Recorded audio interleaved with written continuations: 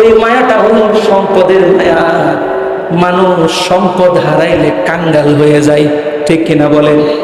সম্পদের বড় মায়া। তুমি দানের মাধ্যমে সম্পদটাকে আল্লাহর কাছে সঞ্চয় করেছো, এজন্য আল্লাহর কাছে যাইতে তোমার আর এখন দ্বিধাবোধ নাই। এতদিন তুমি দান করতে না, সম্পদটা দুনিয়াতে ছিল, মৃত্যুটা তোমার জন্য কষ্টকর, কারণ সব কষ্টের সম্পদ দুনিয়ায় থাকবে। স্ত্রীও একটা সম্পদ, সন্তানও একটা সম্পদ, বাড়ি গাড়িও সম্পদ, যোগ্যতা, স্ট্যাটাস, সৌন্দর্য, বডি স্ট্রাকচার, সব কিছুই তোমাকে আল্লাহ একটা সম্পদ হিসেবে দিয়েছেন। এই সব কিছু তুমি যখন আল্লাহর জন্য খরচ করতেছো, স্ত্রীর কাছে যাওয়া, সন্তানের ভরণ পোষণ নেওয়া, সব যখন আল্লাহর জন্য করতেছো, এখন তোমার আর আল্লাহর কাছে যেতে ভয় লাগবে না। তাহলে সম্পদের মায়া থাকলে মৃত্যুর ভয় দিলের মধ্যে থাকে। কারণ রাসূল করিম সাল্লাল্লাহু আলাইহি ওয়াসাল্লাম বলেছেন, মুমিনের জন্য মৃত্যুটা ভয়ের কিছু না। মুমিন তো জানে যে একদিন তো মরণ হবেই। মৃত্যুটা হলো মুমিনের জন্য তোহফা, আল্লাহর পক্ষ থেকে হাদিয়া, উপঢৌকন। মৃত্যু এমন একটা নিয়ামত যার মাধ্যমে আল্লাহর দিদার নসিব হয়। সুবহানাল্লাহ, একটু মহব্বতে পড়বেন না? সুবহানাল্লাহ। মুমিনরা যখন মৃত্যুবরণ করে, মৃত্যুর পর পর দেখা হয় কার সাথে? আল্লাহর সাথে দেখা হয়। এজন্য মুমিনদেরকে আল্লাহ তাআলা বলেছেন, আল্লাহ তাখাফু ওয়ালা তাহজানু ওয়া আবশিরু বিল জান্নাহ। সুবহানাল্লাহ পড়েন। আল্লাহ বলেছেন, ও আল্লাহর ওলি, আল্লাহর প্রিয় বান্দা যারা মুমিন, তাদেরকে বলেছেন, লা তাখাফু, আল্লাহ তাখাফু, তোমরা ভয় পেও না, ওয়ালা তাহজানু, তোমরা চিন্তা করো না, ও আবশিরু বিল জান্নাহ, জান্নাতের সুসংবাদ নাও। মৃত্যুর সময় একজন মুমিন ব্যক্তি অনেক সময় পেরেশানিতে পড়ে যায়, হাই আমার তো মৃত্যু হয়ে যাচ্ছে, আমার সন্তান কি হবে, আমার স্ত্রী, আমার এই সম্পদের কি হবে, আমার এদেরকে দেখাশোনা কে করবে? আল্লাহ বলেন, বান্দা তুমি তোমার ঈমানকে সুন্দর করেছো, পূর্ণ করেছো, তোমার সন্তান, স্ত্রী, এদের ব্যাপারে টেনশনের কোনো কারণ নাই। আমি আল্লাহর জান্নাত যা প্রস্তুত করে রেখেছি, কুনতুম তুআদুন, যে জান্নাতের ওয়াদা দিয়েছিলাম আমি, ওই সুসৌন্দর্য জান্নাতের সুসংবাদ না। রব্বুল আলামিনের জন্য বলেছেন, মুমিন কারা, আল্লাহর ওলি কারা? আল্লাহর ওলি কারা? যাদের দরবার আছে, খানকা আছে, তারা কি আল্লাহর ওলি? আল্লাহ সংজ্ঞা দিতেছেন, পরিচয় দিচ্ছেন পবিত্র কোরআনে। সূরা ইউনূসে আল্লাহ তাআলা সংজ্ঞা দিয়েছেন, আল্লাযীনা আমানু ওয়া কানু ইয়াত্তাকুন। সুবহানাল্লাহ। যারা মুমিন, যারা ঈমান এনেছে আর যারা তাকওয়া অবলম্বন করে, তারা হলো আল্লাহর ওলি, তারা হলো মুমিন।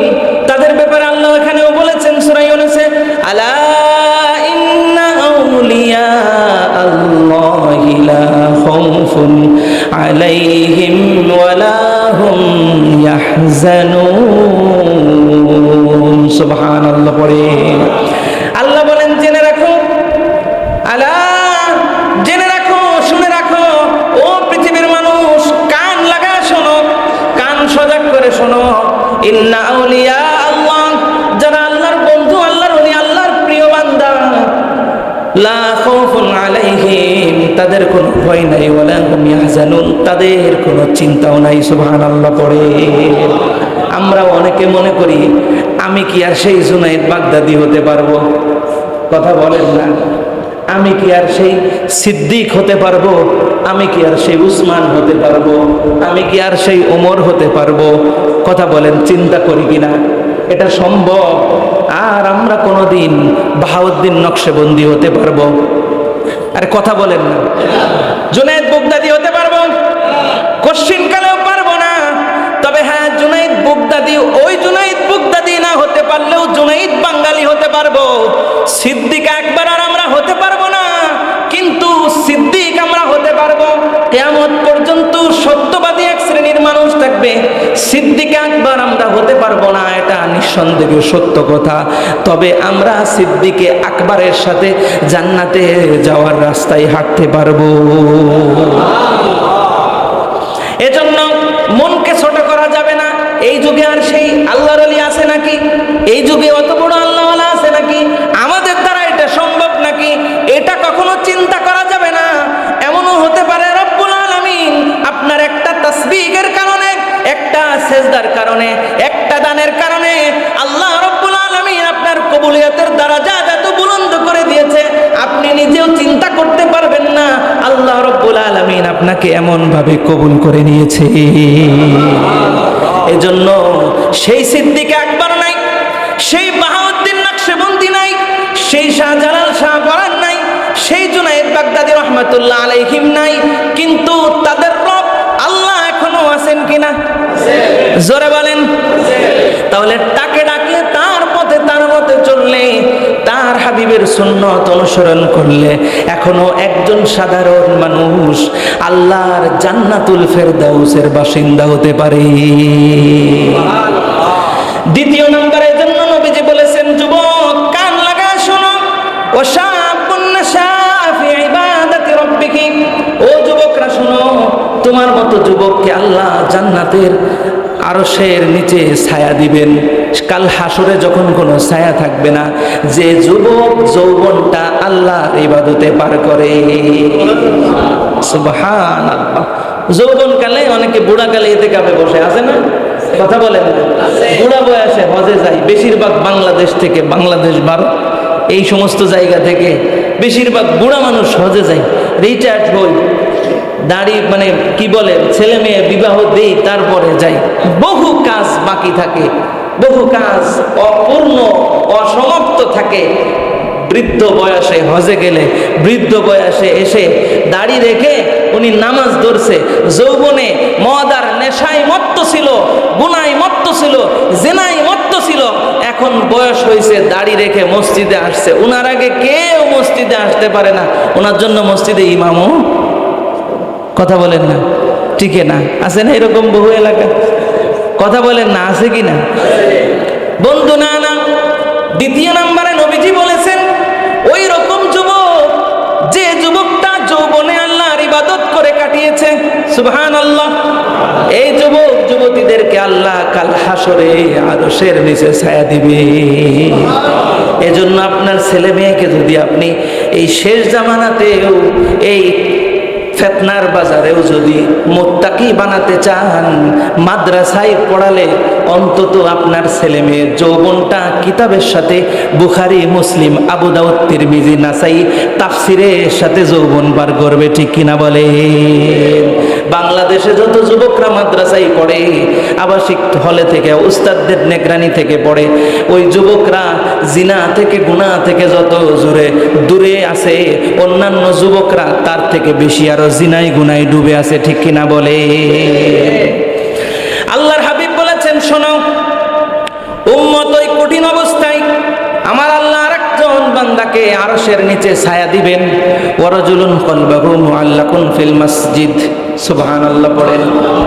আর ওই ব্যক্তি যার দিলটা মসজিদের সাথে ঝুলে থাকে, ফজর পড়েছে আবার টেনশনে থাকে, কখন যেন জোহর হয়, না জানি আমার জামাত ছুটে যায়, আমি ফজর পড়েছি আবার জোহর আদায় করতে হবে, জোহর পড়েছি আসর পড়তে হবে, আসর পড়েছি মাগরিব পড়তে হবে, মাগরিব পড়েছি এশা পড়তে হবে, এশা পড়েছি রাত্রে আমার মালিককে সেজদা দিয়ে শুইতেছি, আবার ঘুম থেকে আমি যখন উঠবো, উঠে ওযু করে আমার মালিককে সেজদা দিয়ে আমি দিন শুরু করব। এই সপ্তাহে জুমা পড়েছি, আবার সামনে সপ্তাহেও জুমা পড়বো।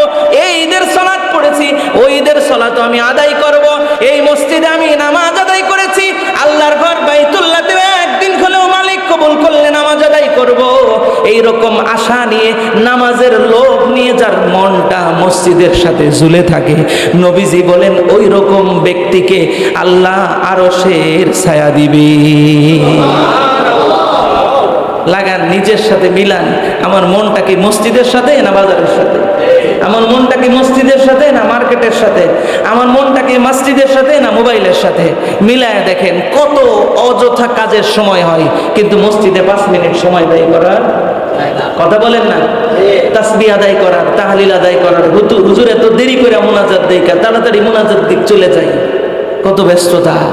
শুক্রবারে জুমার পরে, জুমার নামাজের পরে আসরের নামাজ আসে, আসরের পরে আত-তারগিব ওয়াত তারহিবের মধ্যে এসেছে একটা বর্ণনায়, কেউ যদি 80 বার দরুদ শরীফ পাঠ করে তাহলে আল্লাহ রাব্বুল আলামিন তার 80 বছরের সগীরা গুনাহ মাফ করে।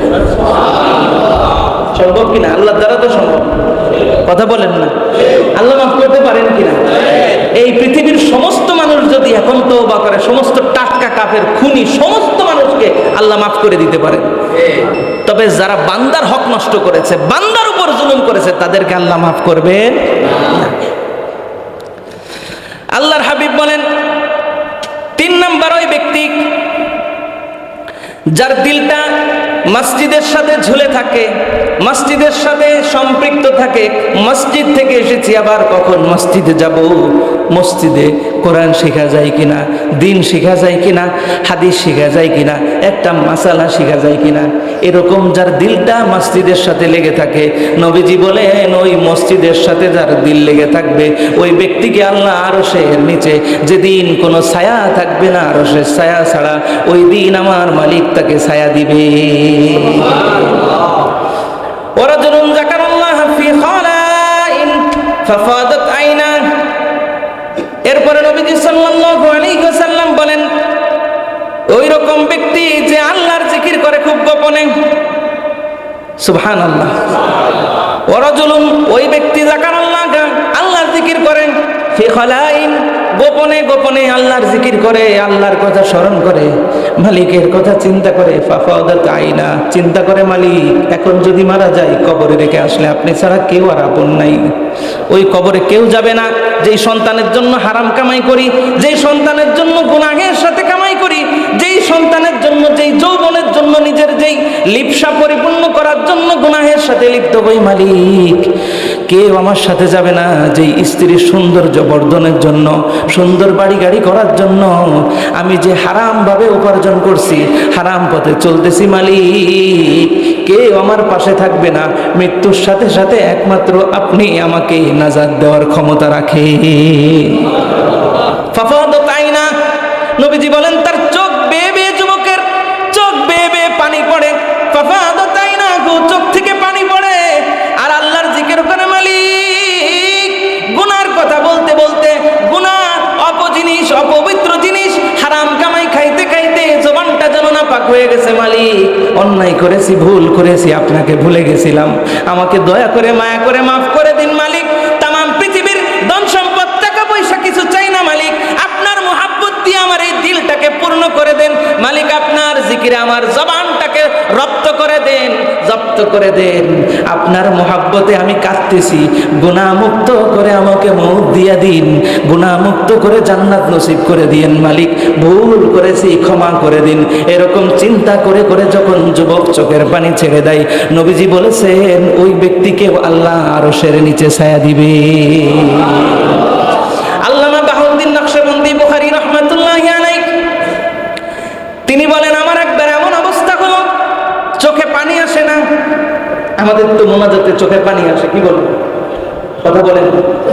প্রতিদিন একবার হইলেও কান্দি। আরে কি বলেন, সবাই বলেন না, রাগ করছেন আমার সাথে? প্রতিদিন একবার হইলেও আল্লাহর ভয়ে কান্দি, তাই না? জি না, সপ্তাহে একদিন হইলেও তো কান্দি। শেষ কবে কাঁদছি মনে আছে তো? আল্লাহর ভয়ে।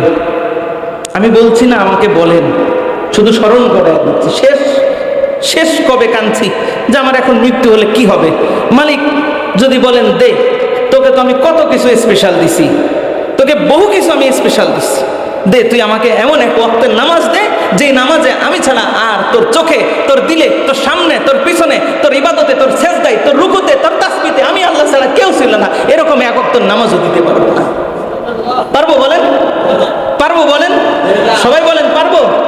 এরকম এক ওয়াক্তের নামাজ যে তুই সারা জীবন 60 বছর 70-80 বছর তোকে হায়াত দিয়েছি, বহু স্পেশাল বহু কিছু দিয়েছি, অনেক যোগ্যতা ছিল না, তোকে সেখানেও আমি টিকিয়ে রেখেছি, তুই আমার কাছে মনে মনে দোয়া করেছিলি, সেদিন তুই নামাজও পড়িসনি, শুধু বারবার বলেছিস আল্লাহ এই চাকরিটা হলে, এই ব্যবসাটা হলে, এটা হলে, ওটা হলে ভালো হতো, আমি তোকে দিয়ে দিছি সাথে সাথে। কই তুই তো আমাকে একদম পিওর খাঁটি একটা সেজদাও দিতে পারিসনি, বহু সেজদা দিয়েছিস, সেজদার মধ্যেও তুই দুনিয়ার চিন্তা করেছিস, কই আমি আল্লাহ তো সেই সেজদাই ছিলাম না।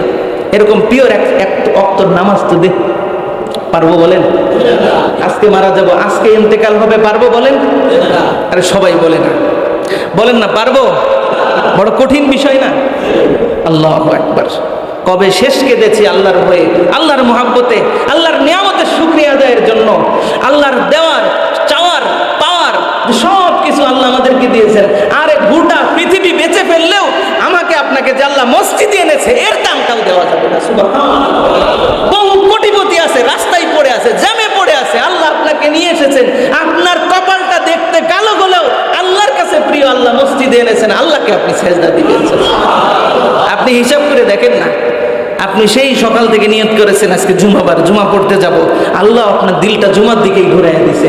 আর আপনি রবি, সোম, শনি, মঙ্গল, বুধে চিন্তা করেন না আজকে জুমা না, নামাজ না পড়লে হবে, পড়বো না, তো আল্লাহ আপনার দিলটা ওই দিকেই ঘুরাই দেন। এই জন্য মুসা আলাইহিস সালাম আল্লাহর সাথে কথা বলতে গেছেন, তো জিজ্ঞেস করেছেন ওনার উম্মত, আল্লাহকে জিজ্ঞেস করবেন আল্লাহ আমাদের উপর কখন খুশি থাকে। সুবহানাল্লাহ পড়েন না। তো মুসা আলাইহিস সালাম আল্লাহর সাথে কথা বলে আসার সময় জিজ্ঞেস করেছেন, তো আল্লাহ তাআলা আমার উম্মত জিজ্ঞেস করেছে আপনি বান্দার উপরে কখন খুশি থাকেন। সুবহানাল্লাহ। আপনারা শুনলে আমল করবেন তো? করবেন তো ইনশাআল্লাহ? চোখ বন্ধ করে চিৎকার দিয়ে একবার আলহামদুলিল্লাহ পড়বেন। দিলের মধ্যে আল্লাহর প্রতি যত ভালোবাসা আছে এই কথাটা শোনার পরে আল্লাহ বলেছেন, মুসা আমার বান্দাদেরকে শুনায় দাও, যাও তোমার উম্মতকে বলে দাও আমার বান্দা যখন আমার প্রতি খুশি থাকে আমিও তার প্রতি খুশি থাকি। সুবহানাল্লাহ। একবার পড়েন না আলহামদুলিল্লাহ। এরকম সুসংবাদ পৃথিবী বিক্রি করলেও পাওয়া যায় না। যাই বলেন? যাই।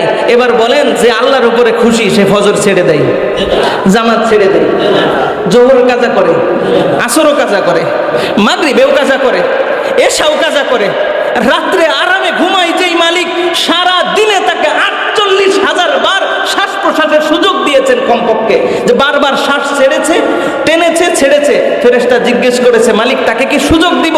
তা আল্লাহ বলেছেন হ্যাঁ তার শ্বাস ছাড়ার সুযোগ দাও, টানার সুযোগ দাও। এইভাবে 48,000 বার যিনি সুযোগ দিলেন তাকে কি সেজদা দেওয়ার দরকার নাই? তাকে খুশি করার জন্য ফজর, জোহর, আসর, মাগরিব সব কাজা করা দরকার। কথা বলেন না? যে আল্লাহর উপর খুশি থাকে সে নামাজ ছেড়ে দেয়, তো যে আল্লাহর উপর খুশি থাকে সেই তো নামাজ পড়ে। কথা বলেন? যে আল্লাহর উপরে খুশি সে আল্লাহর মসজিদে আসে বেশি। কথা বলেন না? যে আল্লাহর উপরে খুশি সে মসজিদে আসে। কোনো জায়গা পাবেন না তাকে, মসজিদে যায় খুঁজে দেখেন পাবেন। কারণ কি? সে আল্লাহর উপরে খুশি, মাওলাও তার উপরে কি খুশি। বিয়ে করলে নতুন জামাই বারবার কোন জায়গা যায়? কথা বলেন না? কেউ মনে হয় বিয়েই করেন নাই। বিয়ে করলে নতুন জামাই কোথায় যায়? বারবার শ্বশুর বাড়ি যায়। আদর বেশি, মোহাব্বত বেশি, সম্পর্ক বেশি। আল্লাহর প্রিয় বান্দারা যখন আল্লাহর সাথে দিলের মধ্যে মোহাব্বত হয়ে যায় ওই বান্দাও বারবার মসজিদে যায়। নতুন জামাইকে যেমন শ্বশুর বাড়িতে পাওয়া যায়, নতুন জামাইকে যেমন শ্বশুর বাড়িতে পাওয়া যায়, আল্লাহর প্রিয় বান্দা যার দিলের মধ্যে আল্লাহর ভালোবাসার বীজ বপন করেছে, তার দিলের মধ্যে আল্লাহর ভালোবাসার রাজ্য তৈরি হয়েছে, রাসূলুল্লাহর ভালোবাসার মোহাব্বতের রাজ্য তৈরি হয়েছে, ওই ব্যক্তিকে পৃথিবীর কোথাও না পেলেও কোথায় পাবে? আল্লাহর রাসূল বলেন ওয়ারাজুলুন দাত হুমরাতু যাত মানসিবিন ওয়া জামালিন ইলা নাফসিকা ক্বালা ইন্নী আখাফুল্লাহ।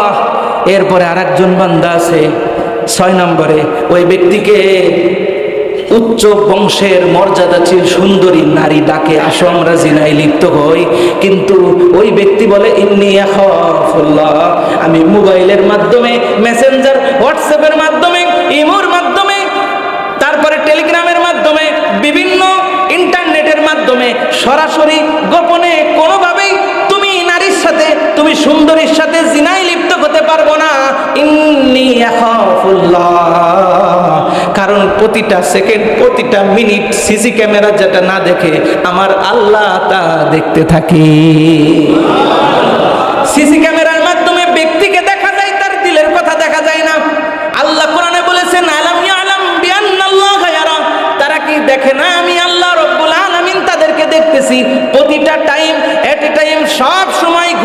থাকলেও, হাঁটলে, চললে, বললে, শুনলে, সর্ব অবস্থায় আমার আল্লাহ আমাদেরকে দেখতেছে।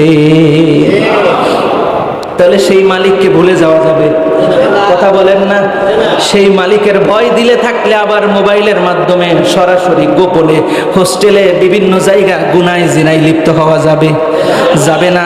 এরপরে 7 নম্বরে আল্লাহ রসুল বলেছেন, ওয়ারাজুলুন তাসাদ্দাকা বিসাদাকাতিন ফাখফাহা হাত্তা লা তা'লামা শিমালুহু মা সানাত ইয়ামিনুহু।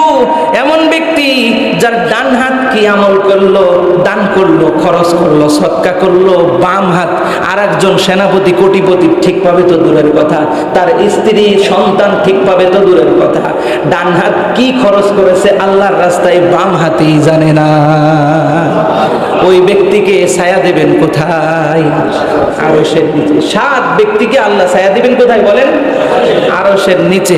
আমরা 7 ব্যক্তি হতে পেরেছি কিনা এটা আমাদের চিন্তা করে দেখতে হবে। আমরা কি আসলে 7 ব্যক্তির মধ্যে আছি?